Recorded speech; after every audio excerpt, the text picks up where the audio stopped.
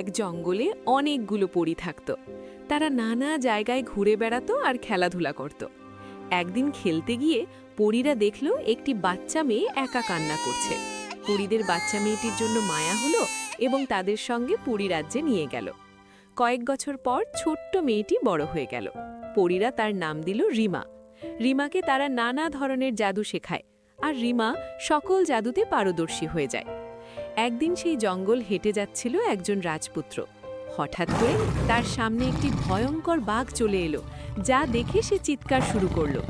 বাঁচাও, বাঁচাও, আমাকে বাঘে খেয়ে নিল, বাঁচাও, বাঁচাও। সেই চিৎকার শুনে রিমা বলল, জঙ্গলের মধ্যে মনে হয় কেউ বিপদে পড়েছে। আমার মনে হয় সেই ভয়ঙ্কর বাঘটি কাউকে ভয় দেখাচ্ছে।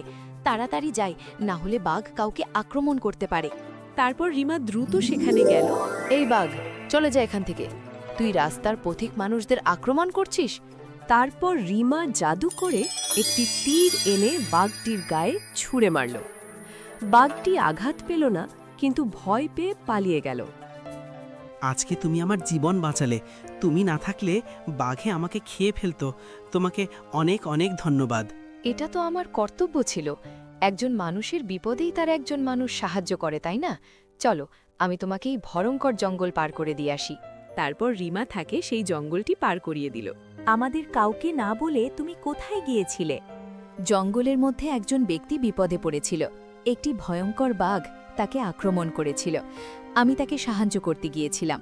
খুব ভালো কাজ করেছো। আমাদের উচিত কারো বিপদে এগিয়ে যাওয়া। তুমি ভবিষ্যতে আরও ভালো কাজ করে যাবা, যাতে করে অনেকেই উপকৃত হয়। আমার কাজেই তো জঙ্গলে বিপদে পড়া মানুষদের সাহায্য করা।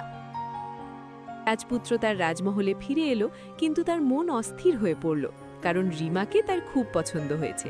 তাই সে চিন্তা করল, সেই মেয়েটিকে দেখতে কতই না সুন্দর, কি অপূর্ব তার রূপ। তার রূপের আলোতে যেন সারা জঙ্গল ঝলমল করছিল। মেয়েটাকে আমি আমার রানী হবার প্রস্তাব দেব। তারপর সে রিমাকে খুঁজতে জঙ্গলে বের হয়ে যায় এবং তাকে চারদিকে খুঁজতে থাকে।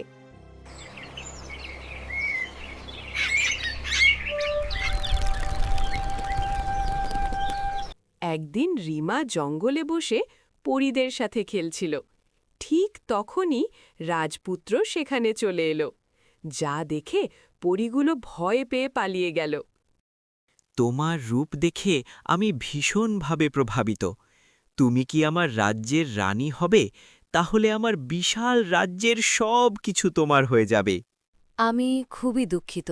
আপনার এই প্রস্তাবে আমি রাজি হতে পারলাম না। এই জঙ্গলই আমার ঘর, আমার পরিবার। আমি আমার ঘরবাড়ি ও পরিবার ছেড়ে দিতে পারব না। আমাকে এই জঙ্গলে দেখাশোনা করতে হবে। তার প্রস্তাব প্রত্যাখ্যান করায় রাজপুত্র অনেক দুঃখী হয়ে পড়ে এবং সেখান থেকে চলে যায়। আর রিমা সেই জঙ্গলে পরীদের সাথে জীবনযাপন করতে থাকে।